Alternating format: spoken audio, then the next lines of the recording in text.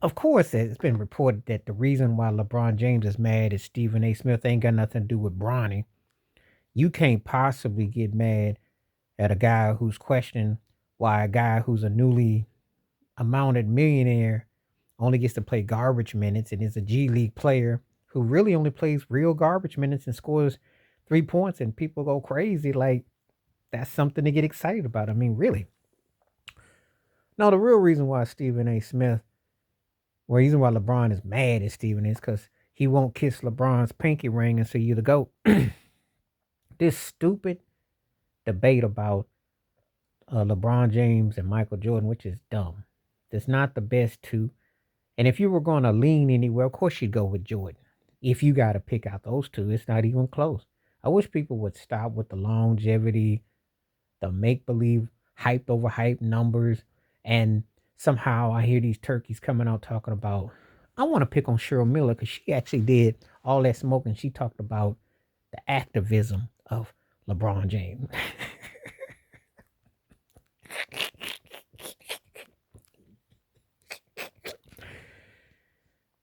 The last time I saw him say anything was Breonna Taylor. He ain't been did he not get rid of his black head coach Darvin Ham? Paul Silas? Mike Brown? Did he said black coaches? Tyronn Lue, which he did win who he won with, but he left Cleveland. Try to get Eric Spoelstra fired. I mean, I'm just saying, minority coach, I'm just I always gotta hear about how deep he is and how woke he is. I wish he was. Ain't he supposed to be trying to get some ownership? What, you gonna play till you like 68 and still talk about some ownership? I mean, the cap that goes on in this world. Of course, Stephen A. Smith is not bought and paid for all the way, even though he's bought and paid for most of the way. Because he still sounds dumb with saying he's the second best player of all time and he talking about putting him. Listen, stop.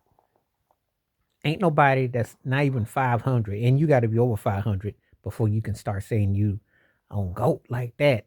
You got to at least be one game over 500, and that ain't going to happen. Well, then again, LeBron plays another 10 more years. The magic potion, you never know. But anyway, he's not.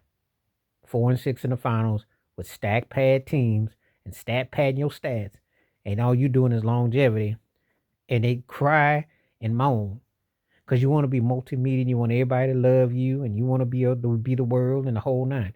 It's embarrassing. But we don't have nobody that calls him out on his cap. We don't have anybody that says, man, you need to chill. They act like they scared of him and Maverick Carter and all them. Clutch and all that garbage. It's garbage. The thing is, Stephen A. Smith is sticking to what he says for a change.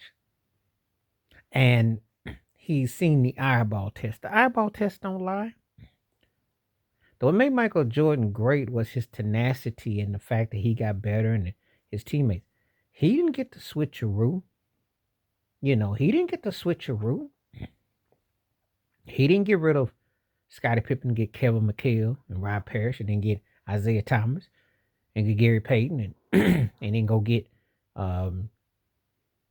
bring Clyde Drexler to team up with or bring Carmelo to team up with. I mean, or bring Charles Barkley. Or get James Worthy. I'm just keeping it 100.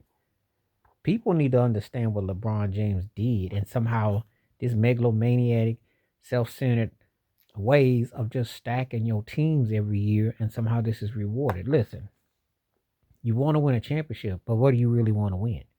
Your popularity contest, clicks and views? It's embarrassing. There's a reason why there's a lot of folks who can't stand LeBron James and don't watch the NBA. And him to scream at a grown man, especially a black man, especially when you so-called woke, but you sit up there raising your voice because what? You ain't even defending your son. And you can't with good logic because he can't play. He's about 2 years away from maybe being good enough to come off in the 8 to 9 man slot off the bench. He ain't nowhere near that this year or next year. But maybe 2 years from now, maybe he'd be worthy of the 9th man slot. Okay, let's keep it 100. Okay? Because you know good and well, at best, he'd be riding the pine deep number 12 if he played for the Washington Wizards. They wouldn't even let him come off of garbage time. He'd be in the G League or he'd be overseas or he be playing somewhere, maybe in school for another couple years. But the LeBron James begging and always ego and everything is absurd. What we really want is Stephen A. Smith to get on TV and say, "You're no longer my second.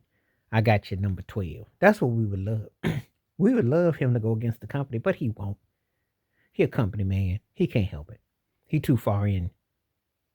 And when you sit up there every day and say this number 2 mess and you sit there and and then you get screamed at like that, that perpetual child reaction that LeBron James did to that man was embarrassing. LeBron James is one of the most self-centered, indulgent players I've ever seen, and that was embarrassing. I ain't never seen, Michael Jordan spoke up for Magic Johnson when someone said that they thought Steph Curry was a better point guard, but he did it classy, his own way. Don't come out there and scream at a black guy on the sideline. What kind of man is you? Black man to black man gonna be disrespectful like that out in public, cause you get your little feelings hurt, cause your little tissue got snatched. We know, from my people who watch me live, I'm gonna say this. We know Bronny James is a to-be superstar in the making. We know he's a to-be star. But his daddy want to buy all of it and act like it's a major motion picture. It's embarrassing. You'll never be better than Michael Jordan. I'm going to tell you, like I seen it in movies, you may be great for your time, but you ain't no Michael Jordan. You ain't no Magic Johnson. You ain't no Larry Bird. Then creep it as quiet as kept. You ain't no Shaquille O'Neal. You ain't no Tim Duncan. You ain't no Kobe Bryant. You ain't no Steph Curry.